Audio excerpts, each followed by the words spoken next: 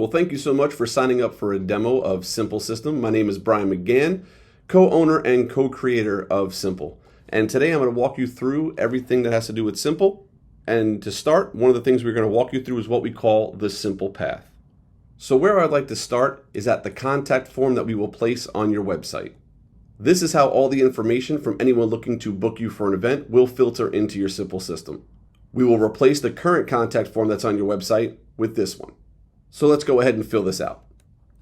Now that we have everything filled out, the prospective client will then submit their information into your system. Now, first thing you will notice is that there is a thank you message that you can completely customize to show the client your gratitude for filling out your contact form. And you will also notice a button right here that says select the needs for your event here. Not only does this button appear right here on the screen after filling out the contact form, the prospective client will also receive an email thanking them for filling out the contact form with this button in that email as well. We will come back to what this button does in just a second. First, I want to log in to your Simple system. Here is your login screen, and when you log in, the first place it will bring you is to your dashboard. Where I would like to concentrate first is right here in the center where it's your sales pipeline. You'll notice we have 17 new leads. And when I open up the new leads category, I am the newest lead at top because I just filled out the contact form. When I open up that new lead, it brings me to what we call our event record. Now, this is where I like to explain exactly how Simple was built so you can understand the philosophy behind the system. What you're looking at right here is what we call an event record and all the details that you will need to keep track of for an event. But Simple was built on a 3-page philosophy. First page is a company record, second page is a person record, and the third page is an event record, this being the event record. But if I draw your attention over here to this blue box where it says contact information, and this tiny little what I like to call a screenshot of the person record gives you some of their basic information, phone number, email, first and last name. But if I was to click on this button right here that says view person record, it will bring me back to their actual person record. Now, why is this important? Because if you look down here to the bottom left where it says McGann Wedding, what this means is Brian, the person, has booked us for a wedding. And if Brian, the person, books us for a second event, a third event, a fourth event, this list right here will continue to grow with new events. And all you have to do to find out the details of a specific event is click on that event, and it brings you directly back to the event record, which is where you'll probably spend most of your time anyway, is on this page right here. But it is very important to understand the philosophy of how Simple was built and the difference between a person record and an event record. Now I would like to draw your attention to a few things. First, the event status, the first question at the top of the screen. This event status is how we track everything inside Simple. We track everything by the individual event. And the reason for that is because a person could have multiple events booked with you, and each event could be at a different status in your pipeline. If they're booking you for a wedding, that event status might be booked. If they're booking you for a backyard barbecue, you might have a proposal sent out for that event, and so forth. Next, where I'd like to draw your attention is down here to the orange payment information box where you can see everything is zeroed out for the moment. You can also see over here there is no package chosen and no enhancements chosen. That is because all the prospective client has done to this point is filled out a contact form giving you basic information, so the system has created an event based on the only information that it knows. Now let's go back to the contact form where we were talking about that button just a few moments ago. And don't forget, this button is also in the email that they received thanking them for filling out your contact form. If they decide to click on this button, this will bring them to your services page, and this takes them down what we like to call the Simple path. From this page, you're giving your prospective client the opportunity to see all the services that you offer and for them to let you know what services they may be interested in.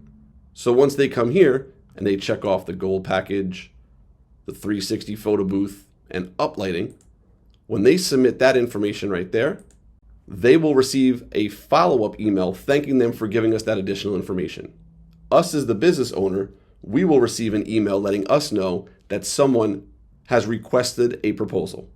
So now, if I go back to that exact same event record we were done just a moment ago, because that prospective client decided to go to that second page and let us know what information or what services they were interested in, if I now refresh that page, you will now see the money has been filled in, the package they chose, the enhancements that they chose, and if you look at this little yellow sticker right up here, the quote was already built for you based on the services that they told you they were interested in. Now from here, you can customize this quote right from this page. At this point, the client has not yet received the quote or proposal because by default with our system, we do not automatically send it out to them. But if that is how you run your business and you would like someone to instantly receive a quote the minute they fill out that page, we can turn on that feature for you. So from here, if you'd like to customize anything that's on the screen, all you have to do is just click on the word to open it up. So if I want to turn this into Gold Package Plus, I can turn this into Gold Package Plus. If I'm feeling generous and I want to give them an extra hour for 7 hours, I can adjust the quote there. So everything is customizable right from the screen. I can also adjust the price from here as well. So if I don't want to charge them $1,500 for this and I want to charge them $1,300, I can do so. But when I click this checkbox right here, watch the total amount of $29.50. It does not change until I hit save and recalculate. It will now update the quote. Now, if I get a client on the phone and this is the services that they were interested in, and during our conversation, you wind up upselling them on other services, you can always add in any item at any time right into your quote. Drop it in, update the quote by saving and recalculating, and there is your new price of $31.50. If you would like to add a custom item, something that maybe normally you don't always offer, or maybe you want to add a discount as a line item in your quote and not just take off the $200 like we showed up here, you can click on the Add Custom Item and drop in whatever custom item you would like. Discount minus $500. We'll give it to them one time, and maybe the reason is they are a repeating client. Add that to the quote, save and recalculate, and there is your new price of $26.50. Now I do want to draw your attention to back here where it does say total package price $29.50. That $29.50 is actually what you are charging them for the event. This is just the quote.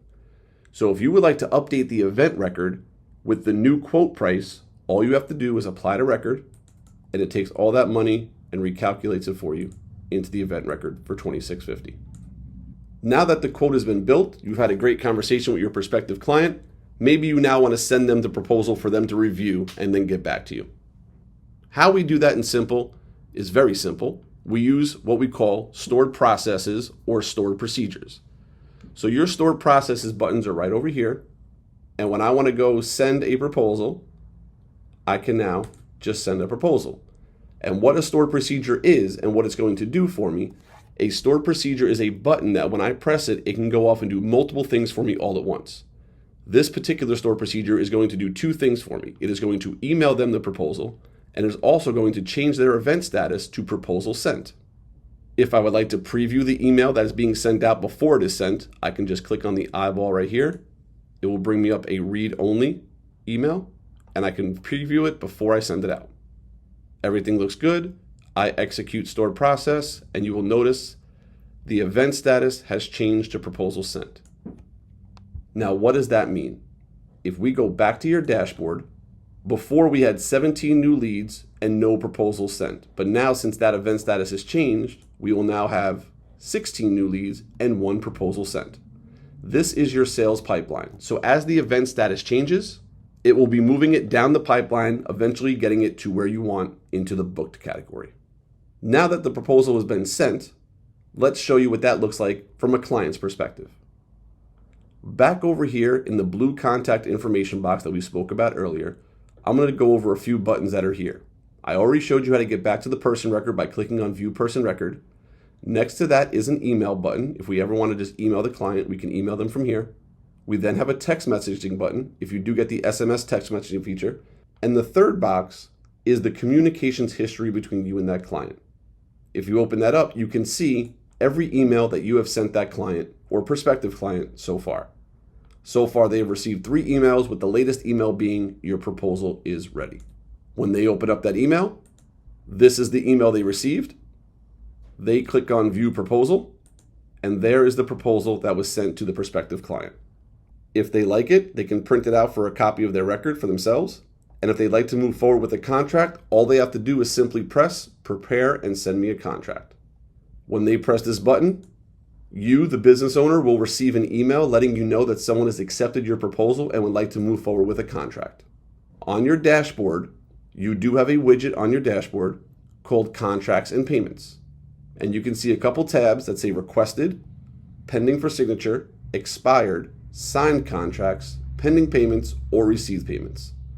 Right now we have one requested, but if I refresh, you now have 2 requested contracts, with one of them being the one that was just requested. So to send out a contract, simply just go to the record, Stored Process, Send Contract. And here are all the things this stored process is about to go do for me once I execute it. But before I send off the contract, I would like to just double check it, make sure everything is filled in correctly and it's exactly how I want. So I click on the eyeball, it opens up my contract, and the first thing I can see is that there is no venue. So I want to fill that in before I send out the contract.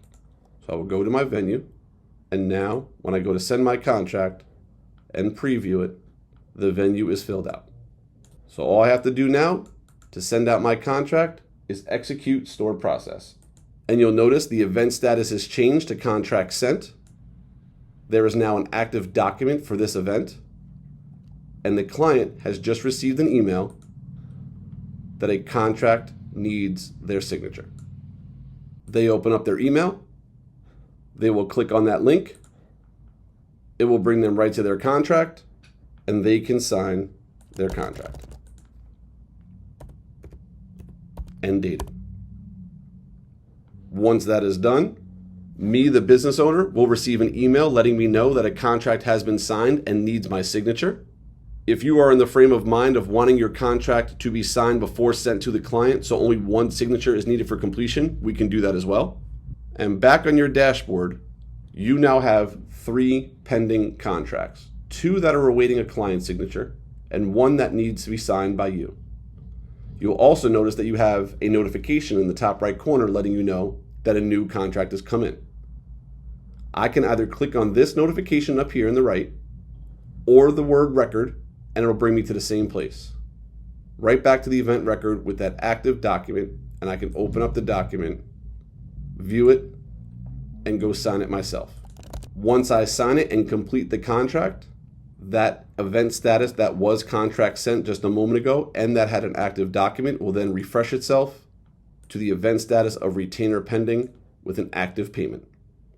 The client has just received 2 emails, one email with the fully executed contract and a copy of that contract for their records, and a second email with a payment link for them now to leave their deposit. Now that we are on the payment page, let's talk about this. So who we use for a credit card merchant account is a company called Authorize.net. If you end up getting an Authorize.net account, you can put a credit card form right here on your payment page. When someone enters a payment with their own credit card, the system will know that that payment came in. It will send out the receipt. It will do everything it needs to do on its own because we are directly connected to Authorize.net. If you accept any other forms of payment, PayPal, Venmo, Square, Clover, Stripe, cash, check, or any other form, if they pay you through those forms of payment, all you have to do when that payment comes in is go back to the record that has the active payment, open it up, and mark it as received.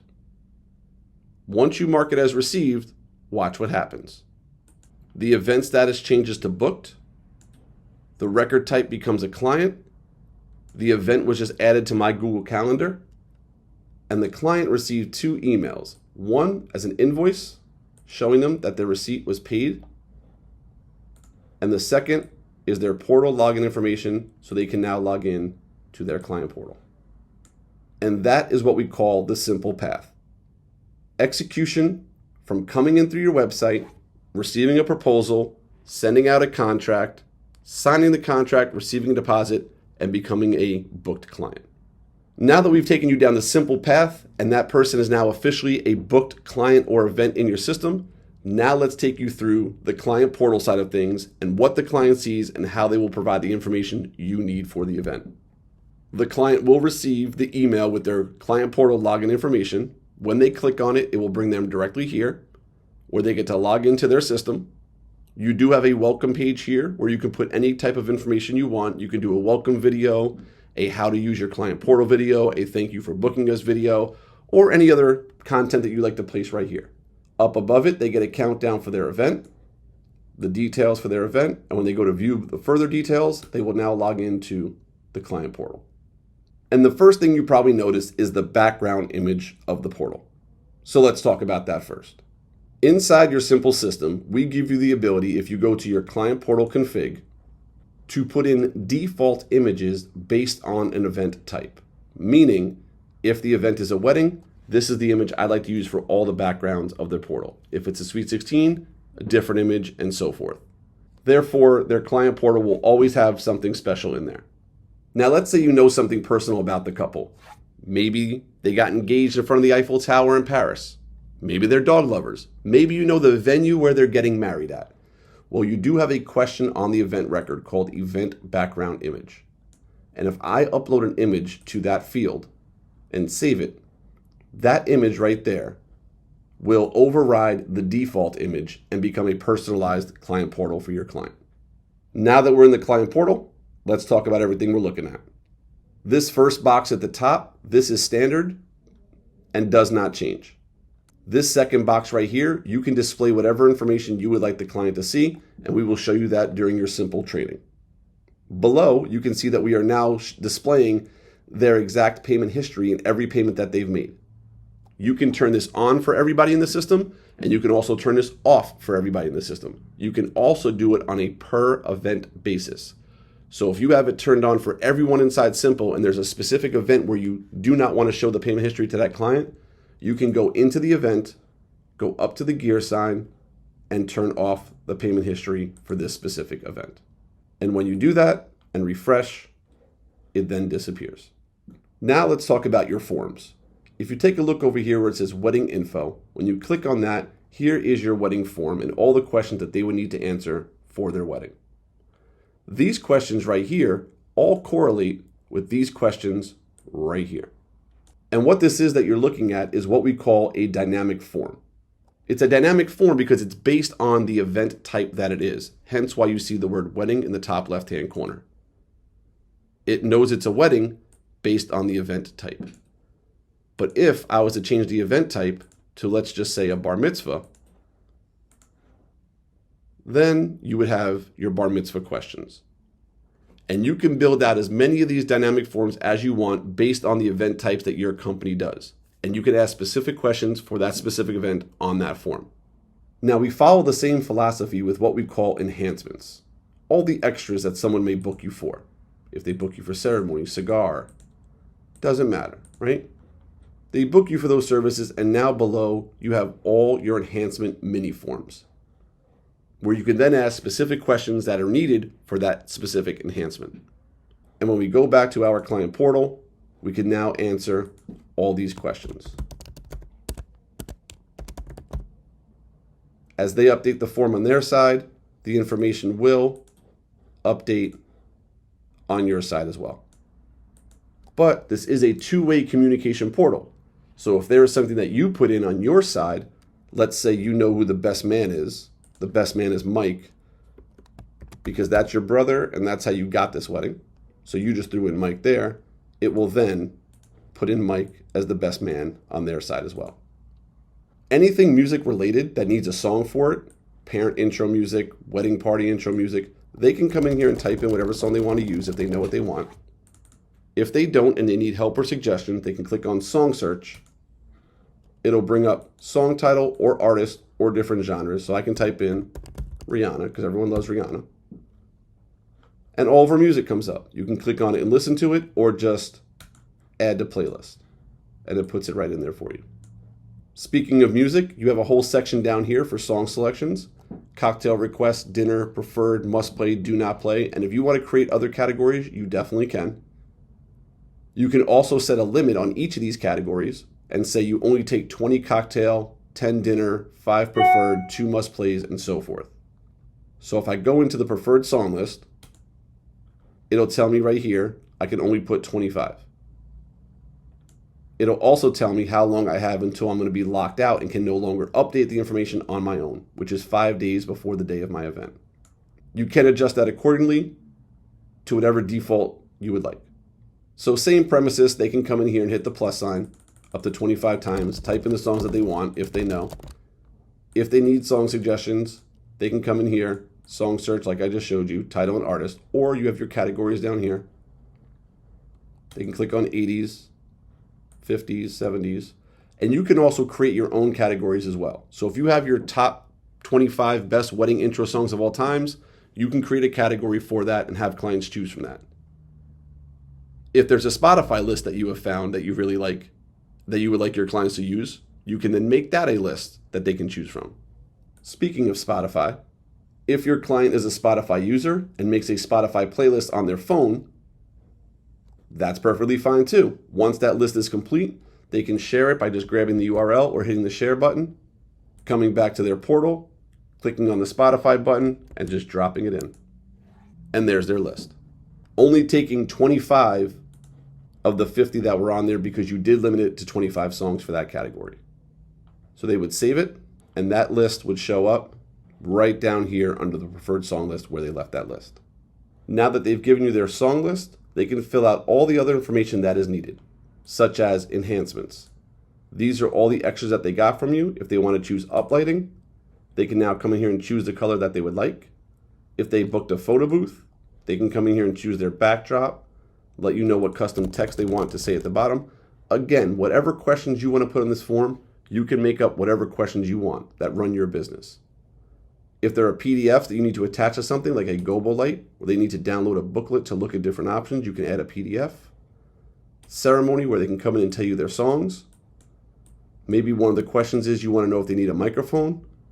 One of the questions I recently just added to my ceremony form is, what will the last words the officiant will say so I can play your exit song? Therefore, I'm gathering that information months in advance, and I don't need to find the officiant the day of the wedding to find out their last words. So again, as you learn the system, as you realize what questions you will need answered, you can place them on your forms. And lastly, one of my favorite features of the client portal is the vendor section right here, the vendor button. So inside your system, you do have a vendor library where you can keep track of the different vendors you work with, officiants, event planners, photographers, whoever. And if you get a business card from them, you can easily come in here and add them to your vendor library on your own. But why not let the client let you know who their vendors are if they have already booked certain vendors? So when they click on the vendors button, they can now come in here and add who their vendors are.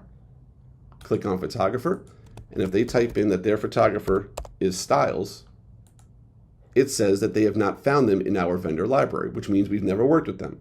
Click on add, and now the client can give you that vendor's information, adding them to your vendor library for future use. So when someone comes into the vendor library and looks for a photographer, and this time they're using Ma'am Photography or Ma'am Photo, we've worked with them before, and they can just click add. And now their information is now attached as the photographer, which you can use as part of a drip campaign that we will talk about in just a little while. So that wraps up the client portal and how the client will give you the information that is needed for their event. So now that we've gotten you through the simple path, getting a new client in through your website, completing a contract, getting a deposit, making them an official client, giving them access to their client portal, and now allowing the client to give you all the information needed, let's talk about what happens when it's time to prepare for an event. So now that it's time to prepare for an event, I'm going to give you a couple integrations and shortcuts that we've put into Simple to make DJs' lives much easier. So once all the information is filled out through the client portal and in here in your Simple system, all the songs have been selected, you know who's walking in with who, you know everything about the event. Now it's time to go prepare for the event. And this is where the Crate Hackers integration with Simple is a game changer. If you're a Crate Hackers member, all you have to do to prepare for your event is now open up your Crate Hackers app. Inside your Crate Hackers app, you will see a Simple button right down here. And when you click on the Simple button, it will go back and connect to your Simple system and bring up every upcoming event that you have going up. It'll give you the date, the time, who it's for, and even the song count of how many songs they have put inside their client portal. Now think about what we all do as DJs when we go to prepare for an event. We open up whatever software we're using to DJ. We probably create about 5 or 6 new folders, rename those folders every single time, and then search for the songs that are needed and drag and drop them into those folders. With this Simple and Crate Hackers integration, you will never have to do that again. That template that you create inside your software for every wedding with those folders that you rename every single time, you will do that inside Simple just once to create that template.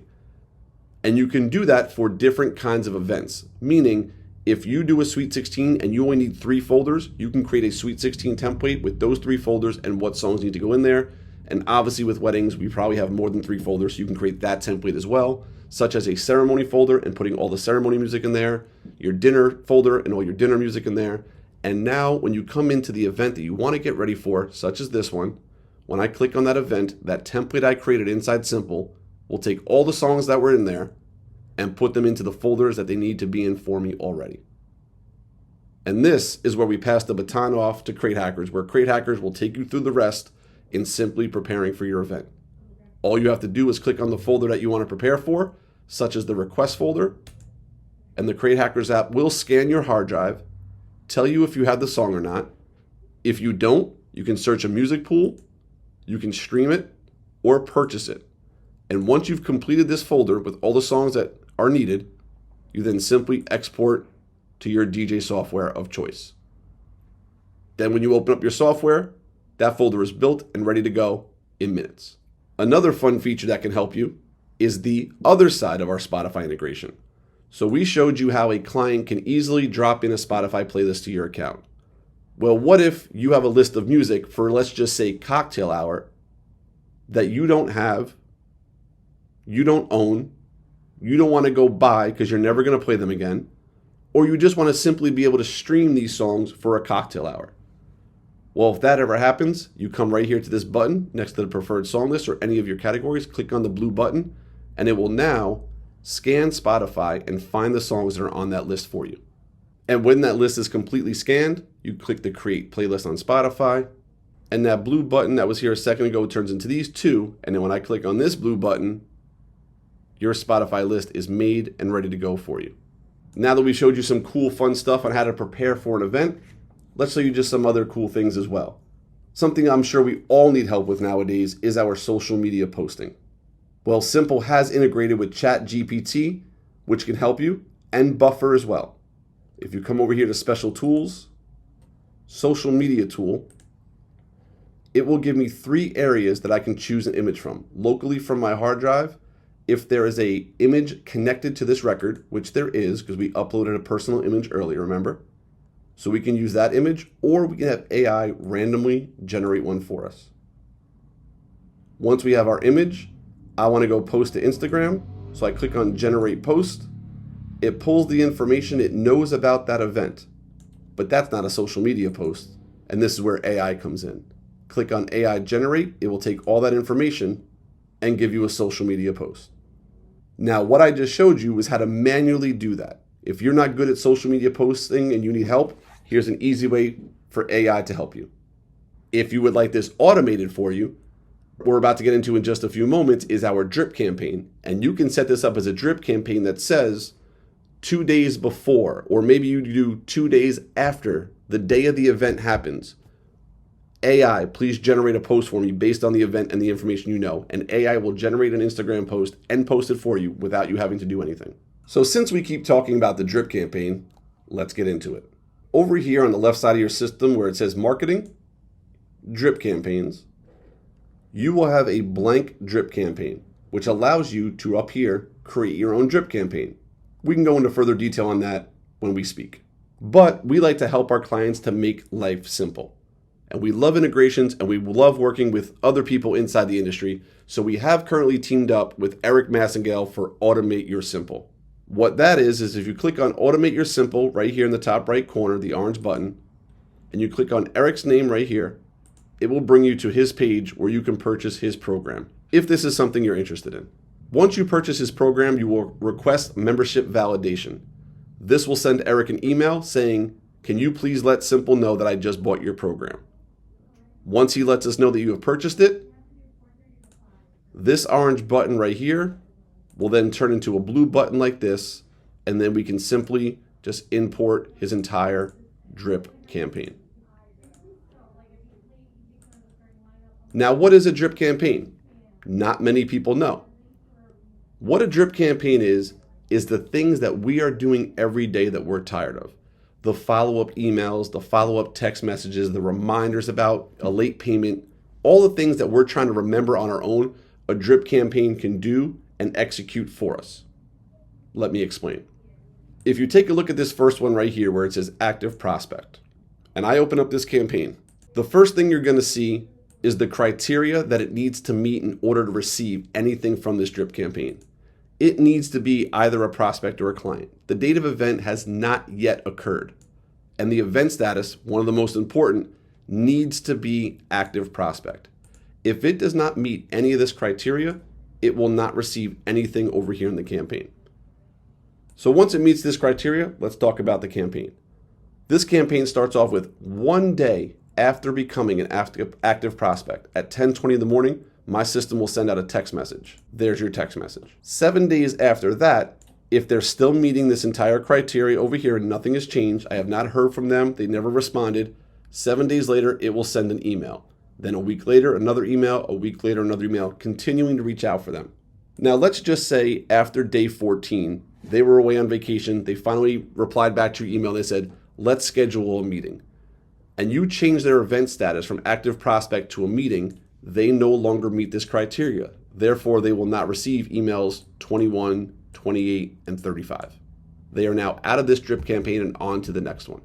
But let's just say you run through this entire campaign. You go all the way down, they're not replying to you at all, they're ignoring everything you send, and you make it all the way down to the last email 35 days after you originally spoke to them. That's over a month. Well, on day 36 down here, you notice how this is a different color. What this is telling the system is on day 36, if it's still sitting here, meeting this criteria almost over a month later, they're not an active prospect anymore. They're kind of ignoring you. They're ghosting you. And it's going to tell the system, switch them to ghosted, which will switch their event status from active prospect to ghosted. And then your ghosted campaign takes over, and that one will reach out to them every 50 days. Now, the beauty of this system is if this is too aggressive for you, you can always go in here and change the days. I can edit these very simple and say, I don't want it to be 50 days. I want it to be 30. I don't want it to go out at 9 o'clock in the morning. I want it to go out at 2 o'clock in the afternoon. And you have the ability to customize his system and do whatever you want for your liking and how you run your business. That is a drip campaign. So again, you have a blank drip campaign where you can completely build your own, and I will show you how to do that. Or if you just want a turnkey system that is built for you and ready to go that you can adjust, you can look into Automate Your Simple. The last thing I want to show you with the marketing is our marketing deployments. This is where you can send out mass emails to different people in your system, whether it's your leads, your prospects, your clients, past events, pre-events, you get to pick and choose. So let's show you what I mean. Here's a campaign that we threw together. We sent it out to just prospects and leads. We wrote a little email. You can see first name right here. So everybody's first name will get put in there so the email becomes personalized. Created a little flyer. But now on statistics, I can actually track to see, okay, I sent this to 47 people. 29 people opened it up, and 3 people clicked on something. And when I go to reports, I can find out exactly what they clicked on, who opened it up, and so forth. So not only do you have your drip campaigns for follow-ups to help you book more events, you also have your mass marketing campaigns if you want to send something out for the 4th of July, Valentine's Day, Christmas, just to everybody in your system, you have those marketing capabilities as well. And that was your quick, simple walkthrough. I know we do have a demo scheduled to meet up with each other on a Zoom later, so I hope this video helps.